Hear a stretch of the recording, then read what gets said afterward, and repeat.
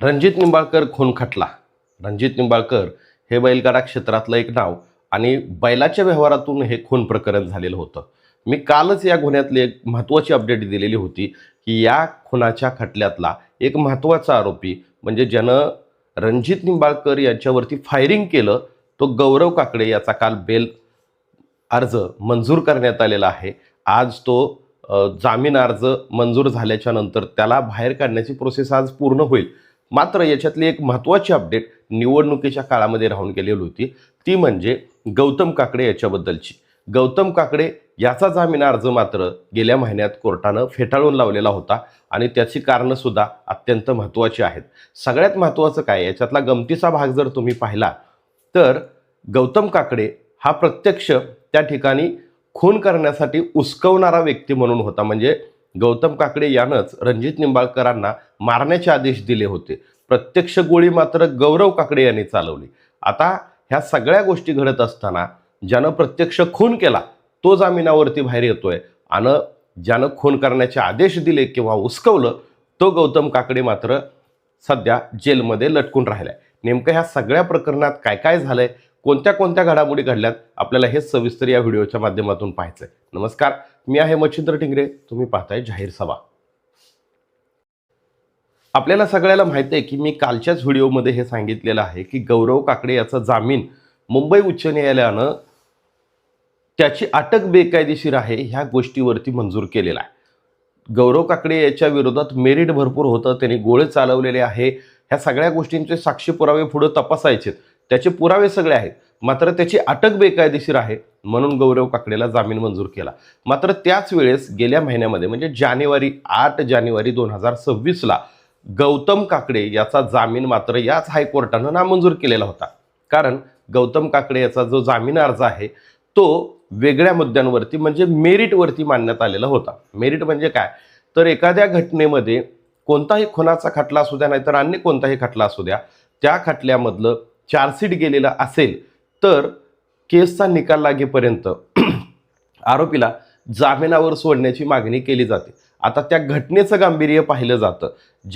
अशा ज्या घटना आहेत मग त्या खुनाच्या असतील किंवा ज्या महत्त्वाच्या ज्याच्यामध्ये जन्मठेपेसारखी शिक्षा आहे, या केसमध्ये जर आरोपी जामिनावरती बाहेर सुटला तर तो बाहेर जाऊन याच्यातले जे साक्षीदार आहेत त्यांच्यावरती दबाव आणेल का, काही जे तक्रारदार आहेत जे व्हिक्टीम आहेत त्यांच्यावरती दबाव आणेल का आणि या केसला काही बाधा पोहोचेल का, अशा प्रकारचा विचार हे सरकार पक्षाच्या वतीनं केला जातो.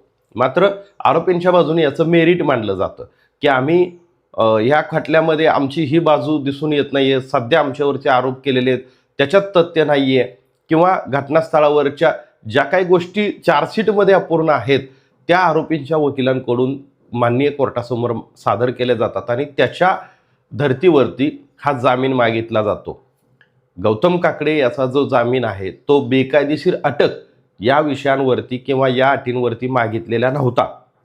त्याच्यामुळं गौतम काकडे याचा जो जामीन अर्ज आहे तो कोर्टाने फेटाळून लावलेला होता. आता सगळ्यात महत्त्वाचा विषय असा आहे की गौतम काकडे यानं प्रत्यक्ष कृती काय केली आहे, तर प्रत्यक्ष कृती आपल्याला सगळ्याला माहीत आहे की या तपासामध्ये या चार्जशीटमध्ये जे लक्षात आलंय ते काय आहे, तर रणजित निंबाळकर हे ज्यावेळेस 27 जून 2024 रोजी पैसे मागण्यासाठी म्हणजे त्यांचा जो बैल सुंदर आहे त्या सुंदरचा व्यवहार झालेला होता, त्या सुंदर बैलाचे राहिलेले पैसे मागण्यासाठी त्याची पत्नी अंकिता निंबाळकर, त्याचे सहकारी वैभव कदम वगैरे हे सगळेजण मिळून गौतम काकडे यांच्या निंबूत या ठिकाणच्या बंगल्यावरती गेलेले होते.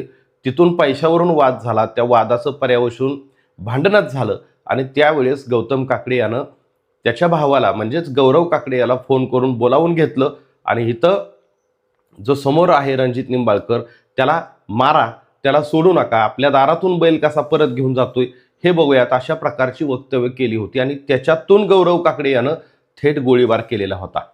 गौरव काकडे यानं गोळीबार केला तरी देखील गौरव काकडे याला जामीन मंजूर झाला आणि गौतम काकडे यांना आदेश दिले किंवा उस्कवलं तरी त्याला लटकण्याची वेळ आली. अशा प्रकारचं हे जे समीकरण आहे या हायकोर्टातलं किंवा ह्या ज्या कोर्टाच्या ऑर्डर आहेत त्याच्यावरून लक्षात घ्या की कोर्टामध्ये किंवा आपल्या कायद्यामध्ये किती बारीक बारीक गोष्टींवरती किती छोट्या छोट्या चुका जर झाल्या पोलिसांकडून, तपास यंत्रणांकडून, तर त्याचा बेनिफिट, त्याचा फायदा हा आरोपींना होत असतो. मात्र सध्या आपण एक बघतोय की या घटनेमधले जे महत्त्वाचे 2 आरोपी आहेत, गौतम आणि गौरव काकडे, याच्यातला ज्यानं प्रत्यक्ष कृती केली त्याला जामीन मिळाला आणि ज्यानं आदेश दिले त्याला मात्र लटकण्याची वेळ आलेली आहे. कोर्टानं सुद्धा हेच निरीक्षण या ऑर्डरमध्ये नोंदवलेलं आहे की गौतम काकडे यानं त्यावेळेस आदेश दिलेलं हुसकावून दिलेला आहे. तो इथून परत जाता कामा नये किंवा तो परत कसा जातो, बैल कसा घेऊन जातो, अशा प्रकारची वक्तव्य जी चार्जशीटमध्ये आलेत ती कोर्टानं या ऑर्डरमध्ये ग्राह्य धरलेत की या घटनेचा सूत्रधार गौतम काकडे आहे म्हणून त्याचा जामीन फेटाळलेला आहे. मात्र कालच जर आपण पाहिलं तर गौरव काकडे मात्र जामिनावरती बाहेर आला. कायद्याच्या एकूणच या गोष्टी नेमक्याच या केसच्या माध्यमातून वेगवेगळ्या पद्धतीनं आणि वकिलांचं कसब, सरकार पक्षांच्या वकिलाचं कसब आणि आरोपींच्या वकिलांचं कसब हे मात्र या केसमध्ये दिसून येतं. सगळ्यात महत्त्वाचं ह्या घटनेतली महत्त्वाची दुसरी एक अपडेट अशी आहे की अंकिता निंबाळकर म्हणजे या घटनेतल्या ज्या फिर्यादी आहेत त्या अंकिता निंबाळकर यांनी मात्र या केसमध्ये विशेष सरकारी वकिलांची नेमणूक महाराष्ट्र सरकारकडे पाठपुरावा करून नेमणूक करून घेतलेली आहे. आता विशेष सरकारी वकिलांच्या देखरेखीखाली ही जी केस आहे किंवा हे जे पुढचं ट्रायल आहे ते चालणार आहे. आता गौतम काकडे यांच्या बेल फेटाळताना हायकोर्टानं सुद्धा जिल्हा सत्र न्यायालयाला आदेश दिलेले आहेत की लवकरात लवकर ही केस ट्रायल सुरू करा आणि त्याच्यातून निकाल द्या. तोपर्यंत कदाचित गौतम काकडे पुन्हा एकदा त्यांच्या जामीन अर्जासाठी सुप्रीम कोर्टात जाऊ शकतात आणि तिथं अपील करू शकतात.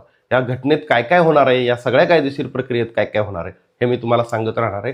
तुम्ही नवीन असाल तर चॅनल सबस्क्राईब करा.